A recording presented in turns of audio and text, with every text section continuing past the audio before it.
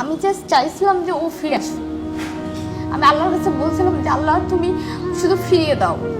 আমি যে মানুষটাকে 4 বছর ভালোবেসে বিয়ে করছি, আমি সব কিছু হারাইতে রাজি ছিলাম। আমি 12 দিন হসপিটালে সারা রাত জেগে থাকতাম, আর ওই যে বসে থাকতাম বেডের এক কোণাতে, একদিকে স্যালাইন যায়, একদিকে অপারেশনের। প্রত্যেকটা সিচুয়েশন আমার কাছে বছরের মতো, এক একটা দিন ঘন্টা বছরের মতো যাচ্ছিল। অপারেশনের পরে 4 দিন জ্ঞান ছিল না, 4 দিন পর ও জ্ঞান খুলে দুনিয়ার আলো দেখছে।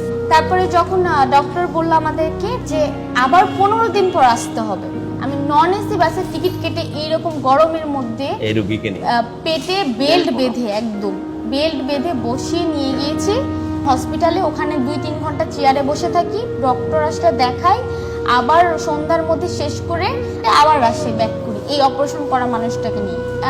7 মাস 8 মাস এইভাবে প্রত্যেক মাসে 2বারও যাওয়া লাগে, 1বারও যাওয়া লাগে। এমন যত্ন করে কোনো বউ যে কাউকে ভালোবাসতে পারে, বড় একটা এক্সাম্পল। আমি এই জন্য আল্লাহর কাছে হাজার হাজার শুকরিয়া যে বন্যার মতো একটা মানুষ পাইছি। সর্বোচ্চ 1 মাসে কত টাকা ইনকাম করছো ভিউয়ারশিপ থেকে এবং সেই সাথে ফুড প্রমোশন করে? প্রমোশন প্লাস হচ্ছে কন্টেন্ট দিয়ে মোটামুটি 2 লাখ। তো ও আমার দিনগুলো ফিরিয়ে নিয়ে আসছে। প্রচুর ট্যুরে যাই আমরা, প্রচুর এনজয় করি লাইফটা। এখন আমি খুব ভালো